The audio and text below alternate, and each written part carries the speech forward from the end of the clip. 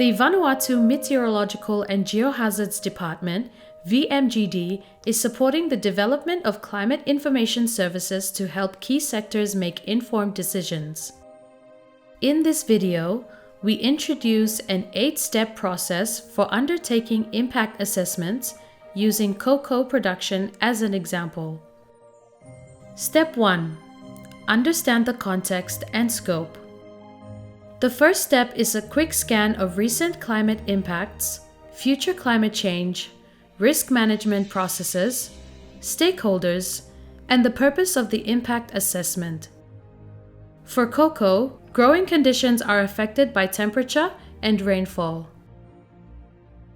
Step 2. Organize meeting of potential stakeholders to discuss project. The second step is to meet key stakeholders virtually or in person.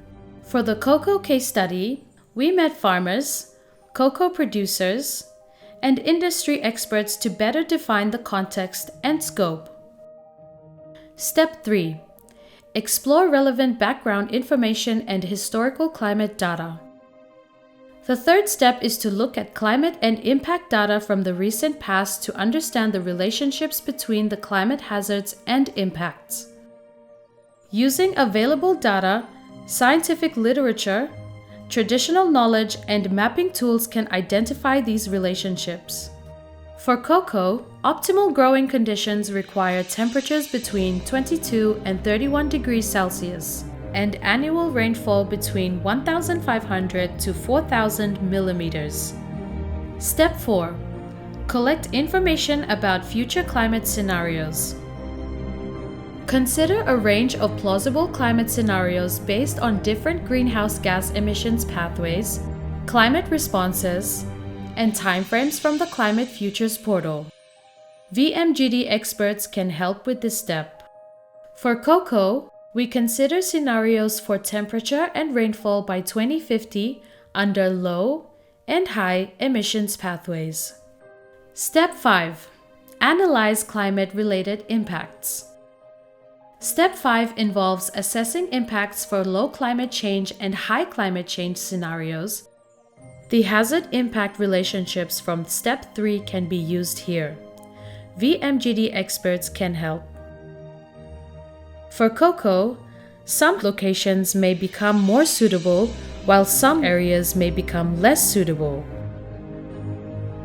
Step 6. Evaluate other climate and non-climate factors.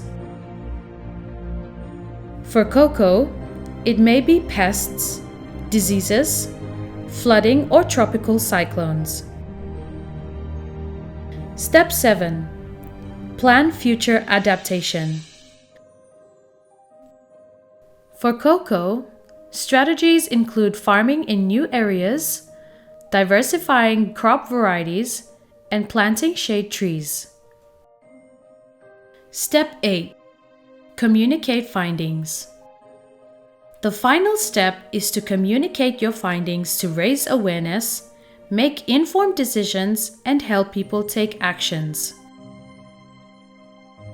For more information, refer to the 8-step guide, case studies, and mapping tools on the Climate Futures portal.